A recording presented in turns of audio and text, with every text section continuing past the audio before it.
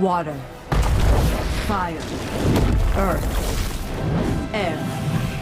Sedikit sejarah mengenai Avatar, di mana di sini dunia terbagi menjadi 4 wilayah dengan masing-masing kemampuan para penduduknya, yaitu pengendali tanah, air, api, angin, dan yang terkuat di antara semuanya yaitu pengendali anggaran.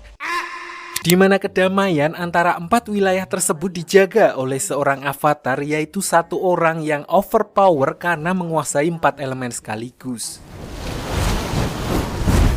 Lalu ketika seorang avatar meninggal, rohnya akan terlahir kembali dalam siklus reinkarnasi, dan semenjak kematian avatar terakhir, avatar yang baru yang dijadwalkan akan terlahir dari kaum pengendali udara tidak juga muncul, sehingga Raja Api Sozan berniat memanfaatkan ketidaksiapan avatar tersebut dengan menyerang seluruh kuil pengendali udara. Which is why we have to kill them all.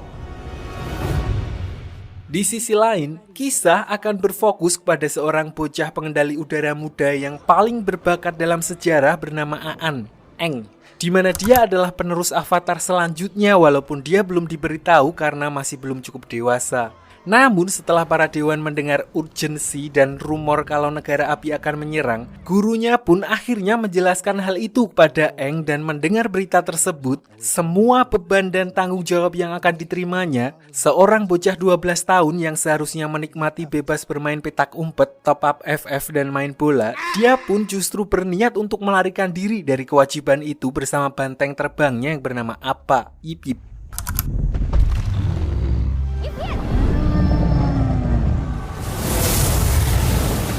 Namun di tengah perjalanannya, dia justru mendapat masalah ketika dia terkena badai ombak, di mana kekuatan avatarnya secara refleks melindunginya dengan membekukan tubuhnya sendiri bersama dengan Appa. Balik ke kuil pengendali udara di malam yang sama, pasukan negara api ternyata telah sampai di sana atas perintah Raja Api Sozin yang awalnya kekuatan mereka seharusnya setara, memanfaatkan apa yang di sini disebut malam festival komet, di mana kemampuan negara api akan diperkuat. Mereka langsung meluluh lantahkan tempat tersebut tanpa menyisakan satu orang pun.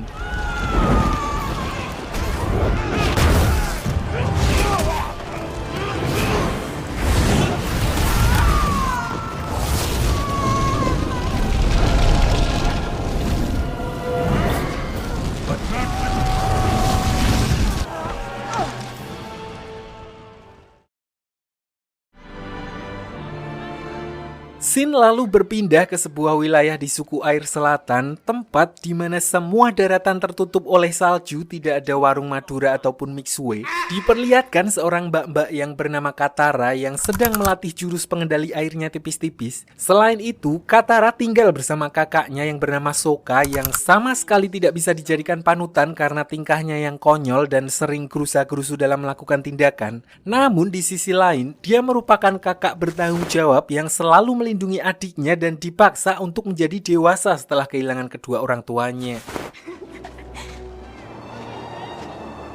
Katara! Di sini karena negara api akan menangkap para pengendali air, Katara pun melatih pengendalian airnya secara sembunyi-sembunyi, di mana mereka dikejutkan dengan penemuan sebuah bongkahan batu es raksasa yang biasanya tidak berada di situ, di mana ketika dia menggunakan kemampuan pengendali airnya, bongkahan batu es tersebut hancur dan mengeluarkan gelombang energi yang mana sudah seperti yang bisa ditebak, itu adalah avatar Aang yang membeku bersama dengan banteng terbangnya.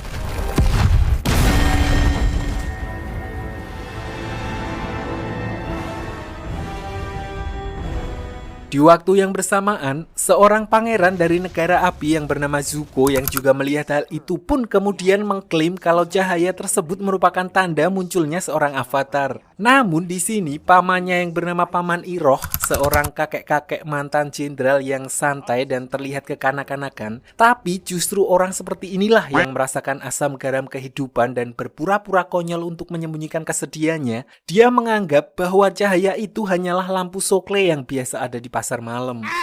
It's hard to see you get your hopes up.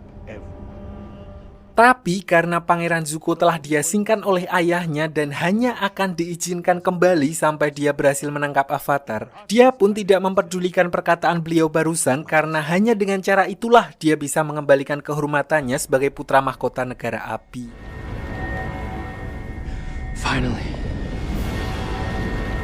Sementara itu, Katara memutuskan untuk membawa Aang pulang ke desanya dan sesampainya di sana, neneknya adalah satu-satunya orang yang mengenali kalau Aang merupakan pengendali udara. Pernyataan itu pun sempat mengundang perdebatan karena sejauh yang mereka ketahui, pengendali udara telah dinyatakan punah.